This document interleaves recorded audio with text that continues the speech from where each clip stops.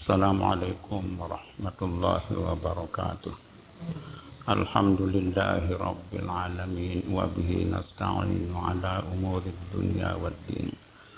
Wassalatu wassalamu ala asyrafil anbiya'i wa afdalil mursalin sayyidina wa maulana Muhammad wa ala alihi wa ashabil kiram ajma'in.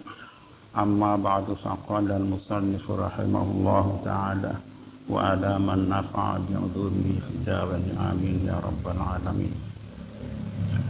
Wa yukabbiru nadban kullu ahadin min ghurubi syamsi min laylatay idil fitri wal adha bi raf'i sawti fil manazili wal aswaqi wa ghairihima. Wa yastamirru dhalika illa an yadkhula al-imamu fi salatil idi fa in shalla munfaridan fal ibratu bi ihramihi huwa walau ta'akhkhara ihramu man dhukira ila zawali wa man lam yudhi salata aslan yastamirru takbiru ila zawal wa hadha yusamma takbirul mursala. Alhamdulillah, dengan izin Allah Subhanahu wa taala kita masih diberikan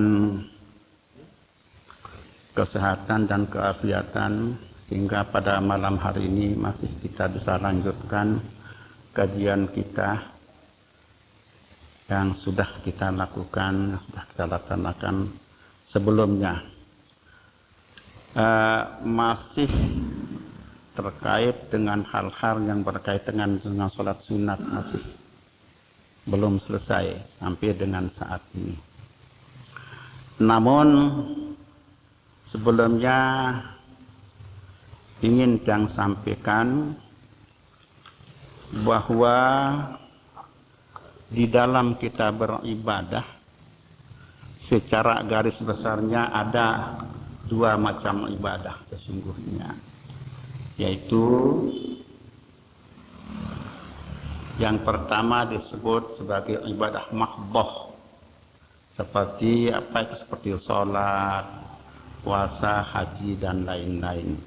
Itu ibadah semacam ini disebut sebagai ibadah mahdhah.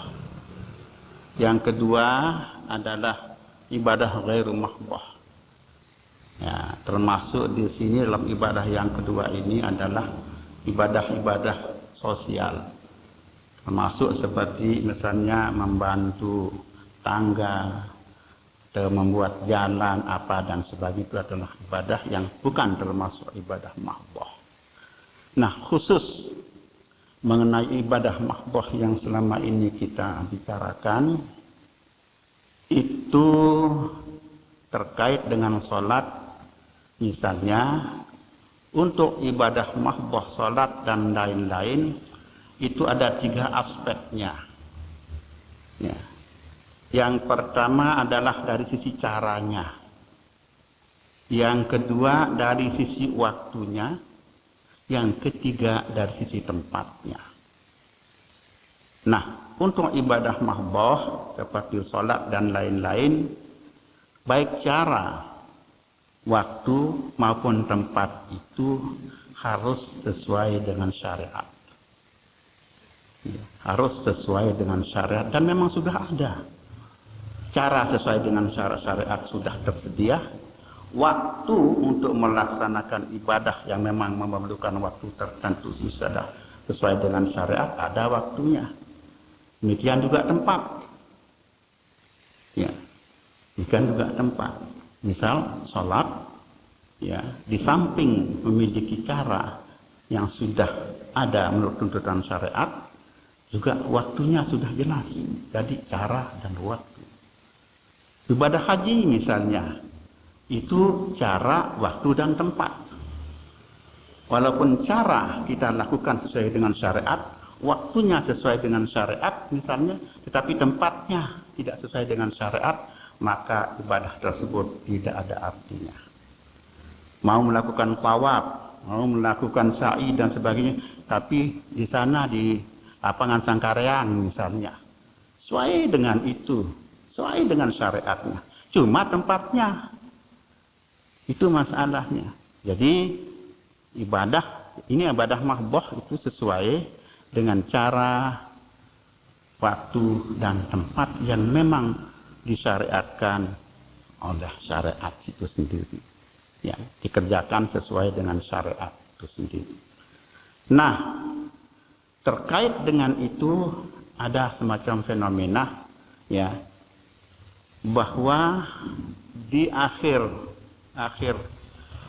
bahasan kita sebelum Ramadan yang lalu, kita sudah membahas meskipun belum tuntas tentang sholat Id, baik Idul Fitri maupun Idul Adha. Dan itu sudah kita bahas. Akan tetapi yang masih belum kita bahas ada yang terkait dengan itu, dengan sholat Id, baik Idul Adha maupun Idul Fitri. Apa itu? Yaitu takbir. Takbir belum tuntas kita bahas.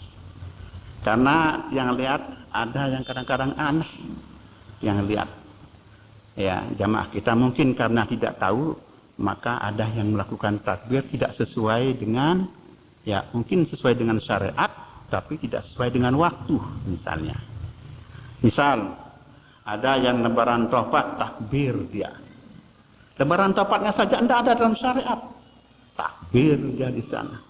Lalu apa hukumnya? Nah, ini dia persoalannya. Jelas itu tidak sesuai dengan syariat. Tidak sesuai dengan syariat. Lebaran topatnya saja tidak sesuai dengan syariat. Lalu apalagi tambah takbir. Dari mana dasarnya itu? Tidak ada dasarnya sama sekali. Itu kan zikir, kata iya zikir benar, tapi kan itu harus sesuai dengan syariat kita lakukan. Ada lagi misalnya setelah sholat Idul Fitri, ya, setelah sholat Idul Fitri takbir, bukan kaset, takbir, ya. Allahu Akbar, Allah, dan seterusnya. Itu tidak sesuai dengan syariat, ya. Ada lagi misalnya pas ada waktu hari korban, misalnya hari korban, ya pura-pura dia takbir, Allahu Akbar. Tidak ada syariatnya itu, ya. Ada memang apa itu, misalnya pas mau korban, mau menggorok hewan korban, dia iringi dengan takbir, datang Allahu Akbar. Tidak ada syariatnya itu, ya, tidak ada. Lalu kita lakukan tidak sesuai dengan syariat, apa yang tidak ada dapat apa-apa, ya, tidak ada. Malah itu yang disebut orang sebagai bid'ah, itu kita buat-buat namanya itu, ya. Kita buat-buat, takbir bukan tidak sesuai dengan waktu, maka itu artinya itulah yang disebut dengan bid'ah. Itu buat-buat, itu tidak ada, ya. Maaf, termasuk misalnya orang yang selalu membaca Innallaha wa malaikatahu sebelum azan, itu tidak ada dalam syariat itu, ya, tidak ada itu, ya. Yang pernah ada seseorang tuan guru kan yang bilang di suatu tempat ada itu, memang di kitab tidak ada. Beliau bilang jangan larang orang membaca itu, kan itu Al-Quran. Baik, saya bilang kalau itu karena Al-Quran, boleh tidak kita baca Qul huwallahu ahad sebelum azan? Baik tidak kita baca yang lain-lain sebelum azan Al-Quran, Alhaakumut Takatsur dan lain-lain. Yang paling pas sebelum azan waktu Jumat adalah idza nudiya lis-sholati min yaumil jumu'ah. Itu pas sekali itu, sesuai dengan ayat yang Allah Subhanahu wa taala berfirman, ya ayyuhalladzina amanu idza nudiya lis-sholati min yaumil jumu'ati fas'au ila dzikrillah. Itu pas sekali momennya. Tapi itu pun tidak ada seperti itu. Nah, kalau itu cuma alasannya adalah misalnya alasannya Al-Quran kita baca, itu menjadi liar karena memang tidak ada dasarnya. Tapi karena beliau berkeras, begini saja Ustadz, ini saja, carikan saya satu aja kitabnya menurut ulama yang muktabar, satu saja ulama yang muktabar bilang begitu ada, saya angkat tangan. Carikan saya kitabnya, jawab ke saya kitabnya mana, kita baca, kita kaji sama-sama. Kalau ada itu, oke, saya angkat tangan.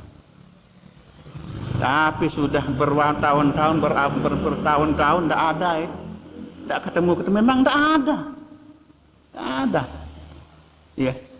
Coba aja di Mekah ada enggak innallaha wa malaikatahu, di Madinah kan enggak ada. Ya. Memang enggak ada di syariat itu. Kita di sini yang seringkali seperti itu. Agaknya ikut-ikutan doang. Nah inilah persoalannya.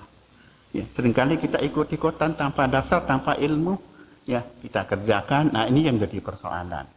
Makanya kita harus belajar mengaji atau kita baca sendiri dalam kitab-kitab yang depan sila. Assalamualaikum warahmatullahi wabarakatuh. Waalaikumsalam. Masalah innallaha wa malaikatahu yusholluna 'alan nabi. Memang di mana-mana di masjid di Lombok khususnya lalu diawali dengan argumentasi atau alasan pembenarnya, istilahnya betapi. Tiba-tiba dikenal Allahu Akbar, tenjot dengan nyingun ngelan. Jadi itu mungkin alasannya. Dan kenapa baru dipersoalkan, ini sudah puluhan dan bahkan ratusan tahun yang lalu sekarang. Betul. Masalah ini. Dan yang kedua, apakah berdosa kita kalau kita mengatakan, menyampaikan atau mengucapkan innallaha wa malaikatahu sebelum azan? Baik, terima kasih. Baik. Dalam syariat tidak ada namanya bertabik atau kita kasih tahu duluan supaya orang tidak tenjot, tidak ada dalam syariat seperti itu. Itu satu. Yang kedua, ini ibadah mahdoh. Yang ini mulai, ya azan itu mulai disyariatkan sejak tahun kedua Hijriah oleh Rasulullah SAW ke Madinah. Di sana mulai disyariatkan pada tahun kedua. Yang azan Bilal. Tidak pernah ada cerita sejak zaman itu sampai dengan Rasulullah wafat, sampai dengan para sahabat, ada bacaan innallaha wa malaikatahu sebelum azan. Tidak pernah ada.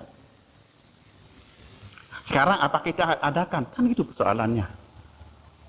Lalu apa itu berdoa? Apa itu berdosa? Nah ini yang disebut, saya katakan itu bid'ah. Tidak ada dasar hukumnya sama sekali. Ya. Sama dengan sholat. Sholat subuh mau nambah 1 rakaat lagi menjadi 3 rakaat. Apa hukumnya? Seperti itulah analoginya. Nah ini contoh karena ketidaktahuan kita ya mengenai hal itu, kita ikut-ikutan selama-lama ini ya berdasarkan orang itu pun ini pun hanya berlaku di Lombok. Di tempat lain tidak ada. Bahkan di Makkah Madinah kan kita tahu tidak ada itu. Nah ternyata cari di berbagai sumber yang ada, tidak pernah disebutkan ada. Satu ulama pun tidak pernah disebutkan ada itu. Kalau memang tidak pernah ada dasarnya seperti itu, apa akan kita kerjakan? Nah ini pertanyaan. Apa kita akan lakukan? Itulah persoalannya. Makanya itu yang bilang, ternyata ini kita ikut-ikutan dari yang sebelumnya. Bahkan mungkin sudah lama sekali. Sudah berpuluh tahun dari nenek moyang kita itu melakukan itu, tapi kan melakukan yang tidak pas, yang tidak ada dasarnya, ya, tidak melakukan hal-hal ibadah tidak sesuai dengan yang seharusnya kita lakukan sesuai dengan syariat. Jelas itu tidak sesuai dengan syariat. Sehingga yang bilang kalau memang ada satu saja ulama, saya bilang satu saja ulama yang mengatakan itu boleh atau ada seperti itu berdasarkan dalilnya, silakan angkat tangan, kita ikuti. Kita ikuti boleh, silakan. Hilang.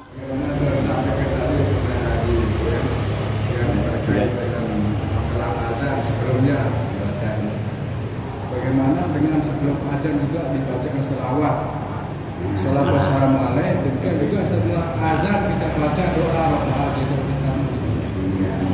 Baik. Terima kasih. Itu memang rencana kita membahas nanti apa bacaan sebelum azan, apa bacaan setelah azan. Tapi khusus untuk yang innallaha malik yang tidak ditentukan. Yang lain-lain ada. Amalan-amalan salawat apa ada? Ada itu. Menurut penjelasan para ulama berdasarkan hadis Rasulullah. Tapi innallaha malaikatahu itu tidak pernah ada. Zaman Rasulullah tidak ada. Zaman Rasulullah tidak ada sama sekali cerita tentang itu. Lalu kita adakan. Ini persoalannya. Alasannya Al-Quran, baca Quran yang lain boleh enggak? Kan gitu larinya. Kan menjadi liar. Karena memang tidak ada dasarnya. Gitu. Itu yang terjadi. Enggak. Hilang. Makan tuan guru salai-lai ini. Kalau memang bertentangan kerja syariat dan dia tegur. Ini tuan guru pelik ini menang seharusnya mereka ngomong juga seharusnya. Ya, itulah yang maksudkan. Jadi itu kelolosan rupanya itu. Sehingga seharusnya juga mereka harus ngomong la asladaha, tidak ada dasar sama sekali yang begitu.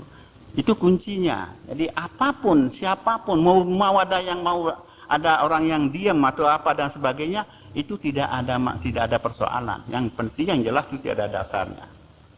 Tidak punya karena ini masalah karena ibadah mahdoh soalnya. Ibadah mahdoh, ibadah yang sejak zaman Rasulullah sallallahu alaihi wasallam. Itu satu. Kemudian terkait dengan tadi ya, terkait dengan apa itu takbir yang berkaitan dengan salat Id, baik Idul Fitri atau Idul Adha, itu ada syariatnya, ada ketentuan syariatnya. Ada ketentuan syariatnya. Di sini dikatakan bahwa ya wa yukabbiru nabban kullu ahadin min ghurubi syamsi min lailatil min lailatai idil fitri wal adha biraf'is sauti. Disunatkan bagi setiap orang ya, baik secara sendiri-sendiri maupun secara berjamaah untuk bertakbir. Kapan? Min ghurubis syamsi, dari sejak tenggelamnya matahari. Yang mana matahari yang mana? Min lailatai idil fitri wal adha. Sejak tenggelamnya matahari pada malam hari raya Idul Fitri dan Idul Adha.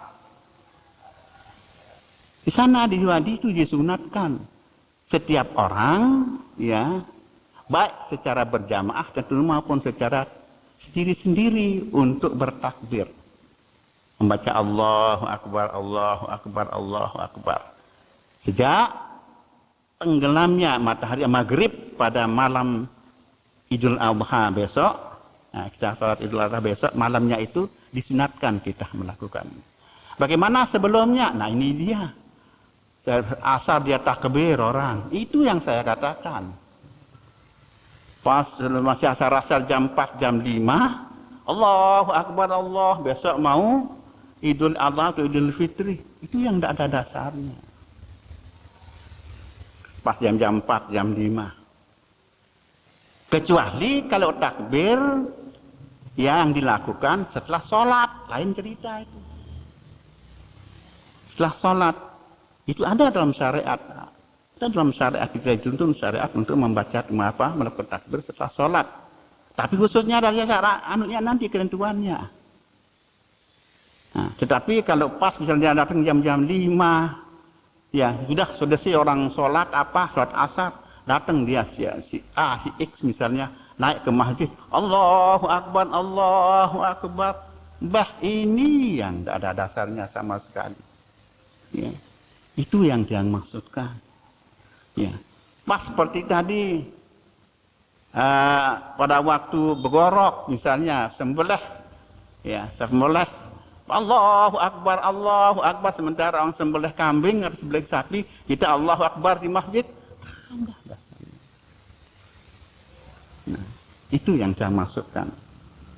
Jadi ini dulu yang pertama, takbir itu dilakukan semenjak tenggelam matahari pada malam hari tanggal 1 itu untuk salat Idul Adha maupun salat Idul Fitri. Nah, siapa itu yang melakukan itu? Setiap orang, siapapun dia, termasuk orang yang haid boleh, orang yang nifas boleh, itu zikir. Ya. Pada saat kapan saja, ya, kapan saja. mau sedang misalnya sedang gilik sambal ibu-ibu atau kita sedang kerjakan apa, Allahu Akbar, Allah disunat. Karena itu yang paling abal pada saat-saat itu. Tidak ada zikir yang lebih abal daripada takbir pada saat-saat itu. Itu yang paling abal. Maka kita disyariatkan untuk melakukan itu. Siapapun juga, termasuk orang yang menstruasi, orang nifas juga disunatkan, kan itu zikir. Itu dia. Siapapun juga. Nah, itu wa yastamirru dzalika ila an yadkhulal imam fi sholatil idi. Takbir itu terus waktunya sampai dengan kita imam memulai salat id. Allahu Akbar. Sebelum itu silahkan aja. Ya, Allahu Akbar sampai dengan seterusnya. Di sanalah ya. Di sanalah berakhir waktu takbir yang mulai dari tenggelam matahari maghrib sampai dengan kita mulai sholat id. As-sholat jami'ah. Nah, itu dia waktunya. Dan takbir sejak maghrib sampai dengan saat itu namanya takbir mursal namanya. Takbir mursal. Atau disebut juga oleh ulama takbir mutlak namanya. Salah satu. Baik takbir mursal maupun takbir mutlak. Apa artinya takbir mursal? Ya, takbir mursal itu adalah takbir yang boleh dilakukan kapan saja asalkan jangan di WC saja. Kita sedang di WC. Yang dilarang-larang yang umum itu jangan gitu loh. Ya, pokoknya di luar itu baik sedang sedang kerjakan apa silakan. Ini nama mursal. Mutlak. Bebas sedang nyapu, Allahu Akbar. Mau wudu, mau tidak wudu, Allahu Akbar, Allah boleh. Itu namanya takbir mursal. Nggih, sila. Kita bicarakan masalah takbir, ya kan? Nggih. Jadi sebelumnya kan diawali kita pastikan arah kiblat itu sudah kita yakin arah kiblat itu kan. Kiblat. Artinya sebelum kita takbir kan kita sholat. Tidak sholat ini kan kurang. Misalnya sebelum dia takbir kan harus memastikan dulu sebelum mulai kita sholat. Sholat. Nah, kalau tidak salah, saya pernah baca di depan panduan Departemen Agama itu 24 derajat. Atau pernah kita dengar Dr. Ibrahim juga sama pendapat. Nah, bagaimana kalau dia lebih? Imam bagaimana kalau dia lebih? Serongnya menazamkan baik. Ini yang takbir yang saya bicarakan adalah takbir yang bukan takbiratul ihram, ya tidak apa-apa. Tadi kan yang dimaksudkan takbiratul ihram oleh pelonggoh itu. Nah, jadi kembali ke takbiratul ihram ya. Ya hilang. Enggak apa-apa. Apa jatuhkan? Oh iya. Untuk takbiratul ihram ya kan sudah jelas. Dan di dalam ibarat disebutkan sebagai apa itu jihatul qiblah. Jihad qiblat. Jadi tidak akan mungkin bisa kita sholat persis. Kalau kita tarik garis lurus, tidak pernah kita di sini. Kalau umpamanya di Mekah ya keperluan kan. Tapi kalau di sini, iya. Kalau kadang kita sholat di sini, kalau di sini bagaimana caranya bahwa kita pasti menghadap kiblat? Kan tidak mungkin itu. Maka ulama mengatakan bukan itu yang dimaksud jihadul qiblah, arah kiblat. Arah kiblat. Ketika kita yakin, nah ini dia. Kita yakin itu arah kiblat, kira-kira arah kiblatnya sana adalah sudah sah sholat kita. Termasuk sholat siapapun, imam termasuk.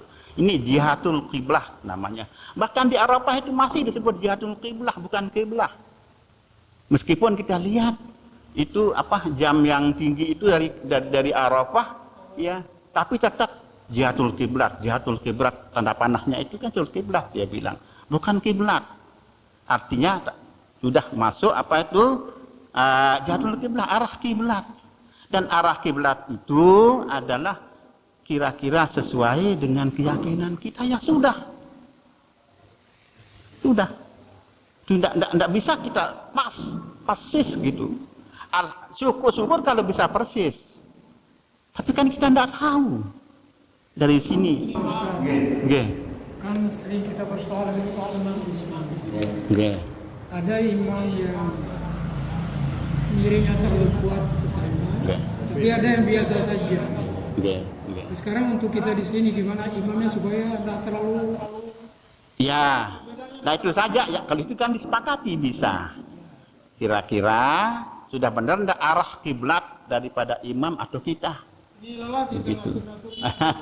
Iya. Jadi, nah kalau yang begini-gini di luar kemampuan kita, itu secara syariat tidak ada urusan. Sah sholat kita. Itu sah sholat kita, sah. Yuk, nah kita tahu lebih. Oke.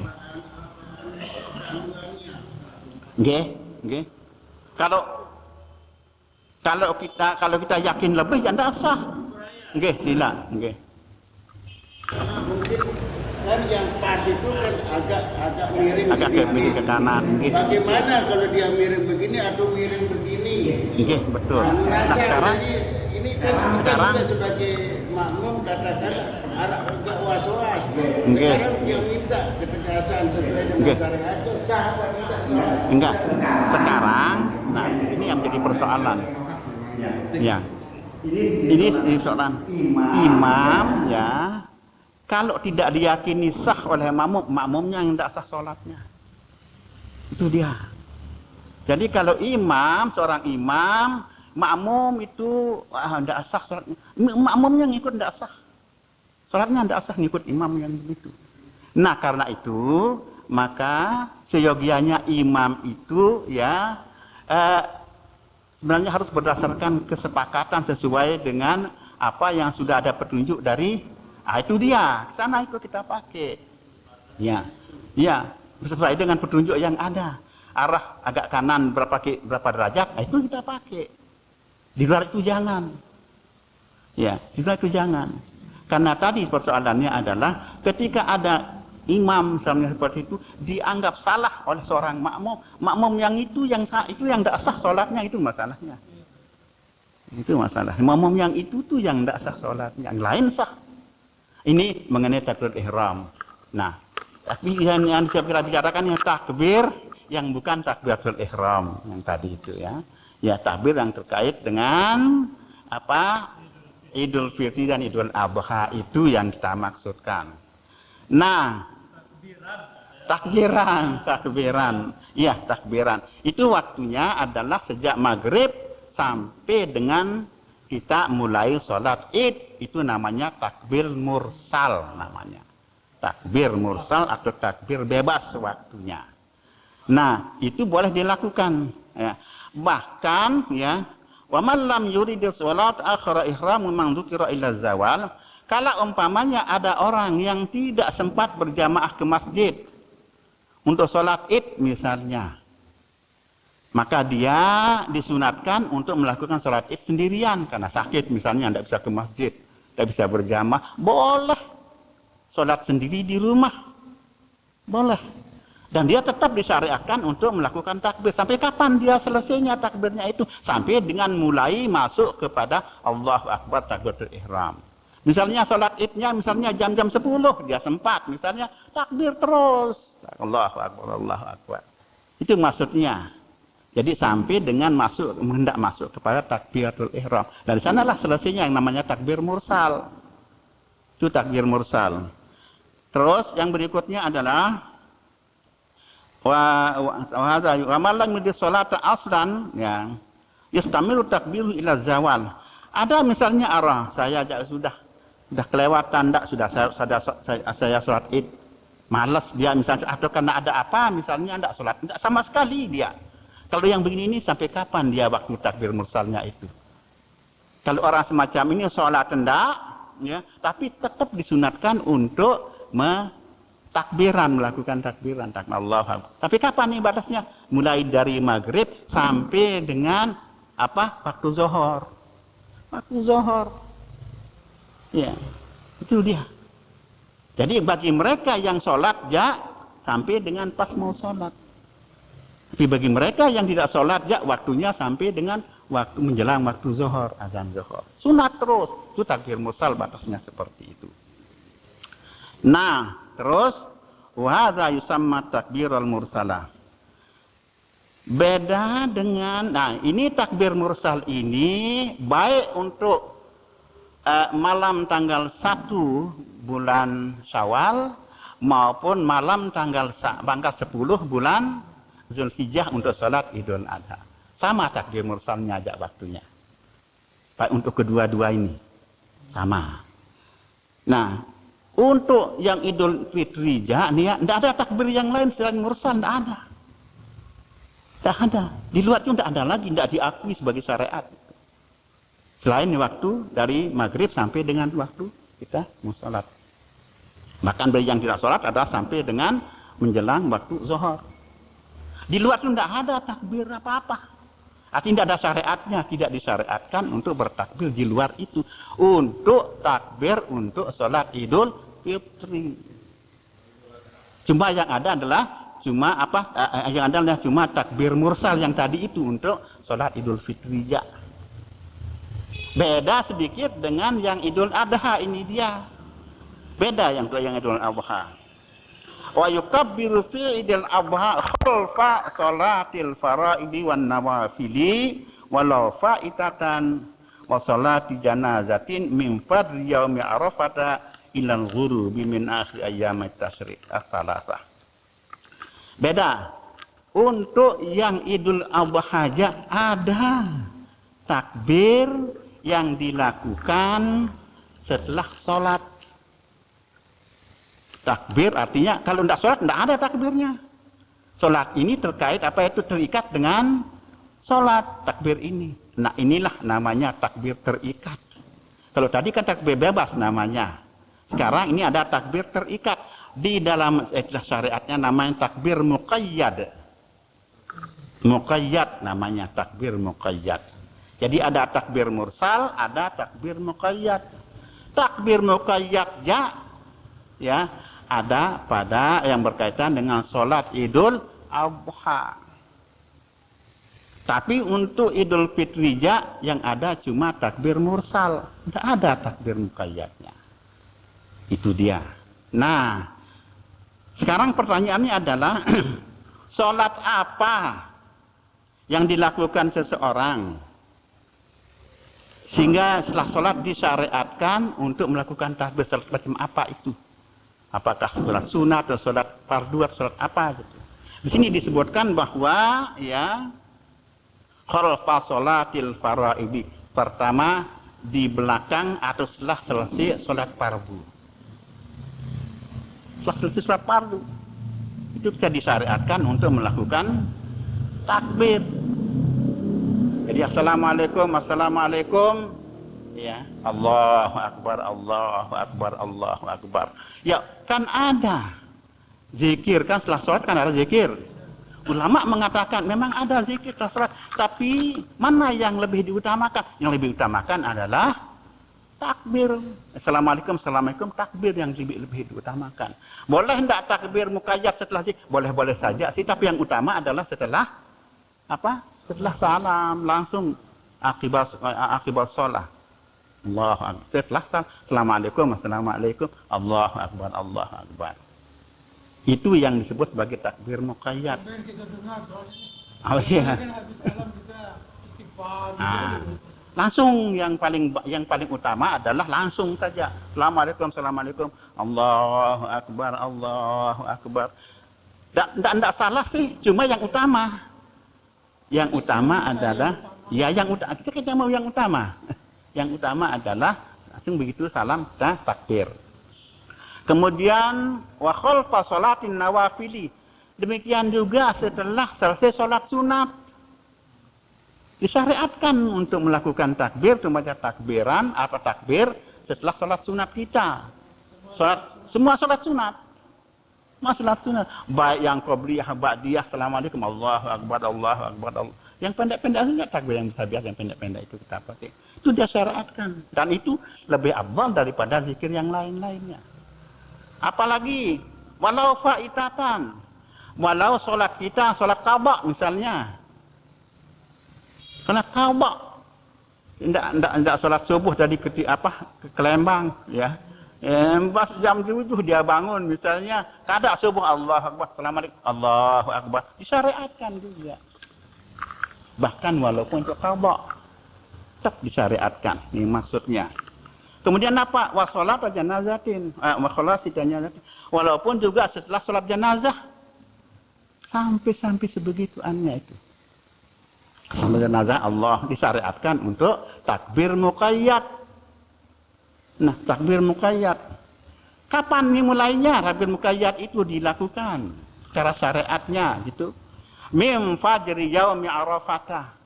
Sejak subuh pada hari Arafah, berarti tanggal 9. Tanggal 9 subuh, selesai sholat subuh, Assalamualaikum, Allahu Akbar, Allah. Itu waktunya. Sejak saat itu. Sejak salam sholat subuh, kita takbir. Itu takbir muqayyad. Ya, min fajr ilal ghurubi min akhir ayyamit tasyrik as-salasah, sampai dengan akhir pada waktu asar pada hari terakhir hari tasyrik kan. Tanggal 13. Ya? Sampai asar. Sana waktunya. Di luar itu tidak ada. Tidak ada lagi ya. Tapi kalau kita sholat ada kapan saja, sholat apa saja. Sholat tahiyatul masjid misalnya Allahu Akbar, selamat Allah. Takbir sendiri, jangan ajak orang. Sini Allahu Akbar, Allahu Akbar, apa seterusnya. Sunat. Ya kita semua lah perlu ya ikut ya. Ya. Enggak, tapi kalau sunat misalnya Assalamualaikum selamat. Itu takbir juga ya. Itu disunatkan itu. Ya. Sehingga sampai ulama menghitung cuma di sini adalah wa hadza bin nisbati ghairil haji. Tapi ini dilakukan oleh mereka yang tidak sedang melaksanakan ibadah haji. Kalau melakukan ibadah haji lain ada lain waktunya gitu. Ada itu. Tapi ini adalah bagi mereka yang tidak sedang melaksanakan ibadah haji. Ya. Sampai dihitung ya. Wa in kana la yafutu wa in kana la yafutu wa ammal haju fayukabbiru aqiba kulli salatin ya. Fajumlatu ma yukabbiru aqibahu minal maktubat al muaddat fi hadhil ayyam salah 21. Sampai ulama yang genem dia hitung. Ulama menghitung kalau kita takbir setelah asar atau setelah subuh pada tanggal 9 pada hari Arafah sampai dengan asar pada hari ketiga tanggal 13 gitu, itu jumlah takbir yang kita lakukan adalah ada 23 katanya. Coba jadi hitung. 23 sholat. Kalau kita sholat, kalau kita takbir hanya pada saat setelah selesai sholat fardu. Belum lagi kalau sholat sunat. Tadi kan sunat juga kita melakukan takbir. Takbir muqayyad itu. Ini yang sholat fardu aja dihitung aja 23 takbir muqayyad setelah sholat fardu gitu. Nah, jadi wa ingkan wa ammal haju fayukabbiru akibat kulli sholat zuhri yamin nahar. Sedangkan orang haji takbirnya mulai setelah zuhur pada hari tanggal 10 itu orang haji. Waktunya sampai dengan berakhir pada waktu asar tadi itu. Nah, ini takbir. Ya, ini takbir terkait dengan takbir muqayyad. Dan yang katakan tadi bahwa tidak ada yang lain. Jangan kita selung-selung kita takbir gitu loh. Tidak ada apa-apa, tidak sholat kita tetap naik ke masjid langsung Allahu Akbar Allah. Tidak ada syariatnya itu. Itu dia. Nah, bahkan di sini dalam kitab lain, kitab Yanatul Talibin mengatakan wa fi asiril hijjati hina yara syai'an min bahimatil an'ami aw yasma'u sautaha. Ada juga takbir yang sunat menurut ulama khusus pada tanggal 10. Pada tanggal 10 sunat kita takbir ketika kita melihat ternak atau mendengar suaranya, tapi begitu. Itu sunat itu. Mbak, dia bilang kita dengar Allahu Akbar, sunat itu.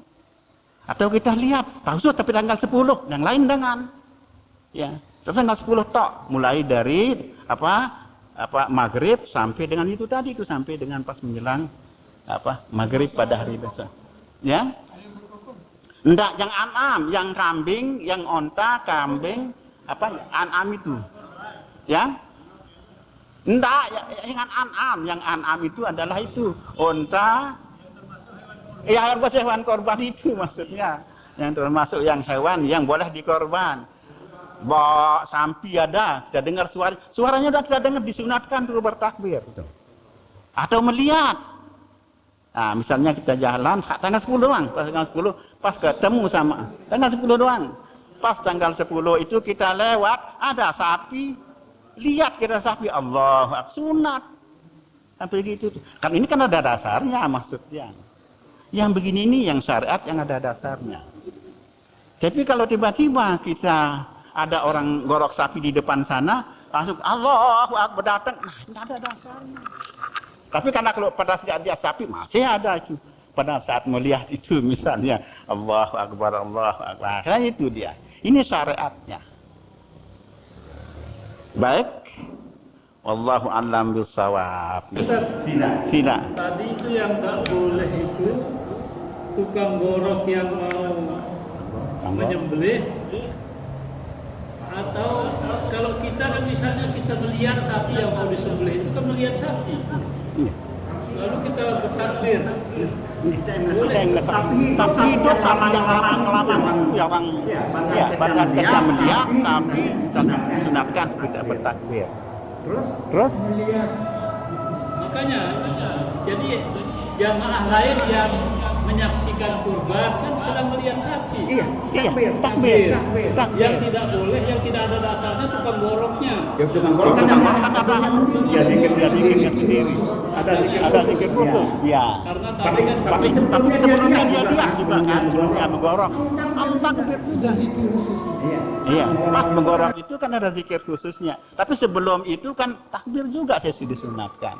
Nah, sampai segitulah yang namanya syariat itu maksudnya. Tidak kita semau-mau kita gitu. Tidak semau-mau kita, harus kita kerjakan sesuai dengan kemauan kita, sesuai dengan mau-maunya kita gitu. Arah takbir apa itu yang saya maksudkan. Okay?